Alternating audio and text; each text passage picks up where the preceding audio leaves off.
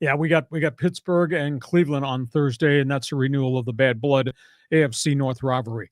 Boy, some really good games this weekend in the National Football League. Chargers, Ravens. Chargers just checked off the box of beating somebody good when they survived Joe Burrow's 426-yard, 3-touchdown passing performance last weekend. And now walking into that stadium for Monday Night Football, Lamar Jackson, Baltimore Ravens. Justin Herbert has made all those kid wide receivers around him so good. They are now so dangerous offensively, and it's just not the quarterback. Justin Herbert has a quarterback rating now of 102. 13 touchdowns, 1 pick. He's just been unbelievable. He's got 2,186 yards passing, and most of that has come since the middle of the season. Here's a stat nobody pays attention to. Chargers have only 5 offensive turnovers this season. Wow. And we are in week 12. They've only turned it over 5 times. McConkey is averaging 14 yards per catch. Josh Palmer is averaging 15. Quentin Johnston is averaging 16 yards per reception. A lot of chunk plays. Bolt defense, although they gave up a ton of yards and points last Sunday, 34 sacks. They've allowed only 15 touchdowns in 10 games this season. And when you got the ball on third down, you have only a 32% conversion rate on third down against the Charger defense. Now, nice. They're going to face Lamar Jackson. Here comes Baltimore. The Ravens quarterback running and throwing right now, 3,460 yards. That's a phenomenal statistic. And Lamar's got 27 touchdowns, only 3 interceptions on the season. Charger defense is going to look across the line of scrimmage and see a quarterback with a QB rating of 117. This late in the season to be at that number, that's staggering.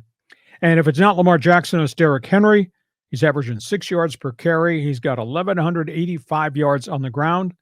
And their wide guys, the receivers, are averaging 13 yards per catch. Yeah, I'd say they're pretty dangerous. They're pretty explosive. They're going down the field.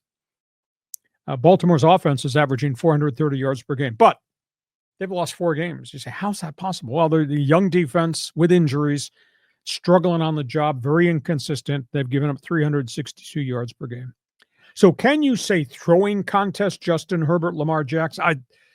Is it Monday night yet? This is going to be a hell of a game. It's going to be awesome. Yeah, but, you know, the rap on the Chargers used to be they couldn't stop the run. How are they going to stop Derrick Henry?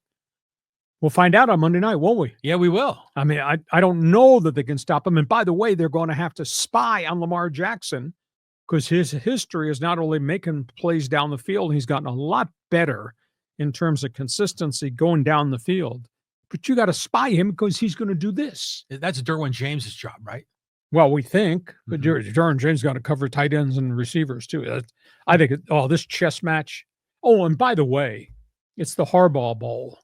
Oh, yeah. John Harbaugh has beaten Jim Harbaugh twice. I don't know if they can beat him a third time. Well, one was a Super Bowl. Yeah. He beat him twice in San Francisco. But the Chargers are prime. This is the best they've played under Jim Harbaugh. And Baltimore, this is the best offense I think John Harbaugh has ever had, even back to when they had Joe Flacco as a quarterback. I mean, this is Joe Flacco. This is he was pretty good once. Yeah, he was. Yeah, stop laughing. This is a really dynamic offense that Baltimore's got. Like I said, is it Monday night yet? Okay, we got that game. Next game, 49ers, Green Bay. San Francisco is so beat up. Now, Christian McCaffrey, he had 109 all-purpose yards last week. Looks like he's getting back to where he was. They got all these injuries at wide receiver. Does not look like George Kittle can play this weekend at tight end, hamstring. Now, Brock Purdy's banged up. He's got a strained shoulder. They're going to really need CMC, McCaffrey, to have a big game, maybe to keep Jordan Love and those guys off the field. Wild card, ain't no sunshine Sunday in Green Bay, Lambeau Field. The weather up there, dude, winter has arrived. It is cold and it's wet. Might be rain, might be snow, but it's going to be wind. So the Niners are going to have to play not only the Packers and the quarterback, the Niners are going to have to play the weatherman. So that's a big game. Next big game, Arizona, Seattle. Tell you what, the Cardinals are surging. What a job Jonathan Gannon has done as head coach for a guy that was in trouble early in the season. Kyler Murray is just really a different quarterback right now because he's got people around him. He's making things happen offensively. Arizona's defense in the second year under Gannon has gotten progressively tougher and tougher. But that's Geno Smith, who's running and gunning at quarterback. And he's pushing to almost 3,000 total yards in offense as the Seahawks quarterback. Weird piece of this equation. They're having terrible weather in the Northwest with that Oh, yeah. atmospheric river storm. And that storm is going to go through the weekend. So they may be playing in Lumen Field in Seattle in the midst of rain and cold and raw. And the Seahawks have had to vacate their facility because it's been damaged because of the 75-mile-an-hour winds and all the rain and trees and everything. They have no power, no hot water in the Seahawk practice facility. Oh, my God. Yesterday, they practiced early on Wednesday morning before the storm got there. And as they were in meetings, everything fell apart. Power and everything, heat went away. Could not go there today. They're talking about going to Lumen Field to practice tomorrow. But this weather, it's one storm after another. It's rolling in off the coast.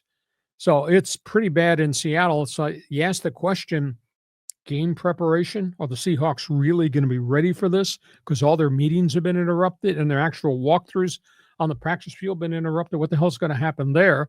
And then you got to play the game in all the elements. So keep an eye on that one. And the last one, huge game, Eagles-Rams. Rams under Matthew Stafford and this young defense are playing really hard.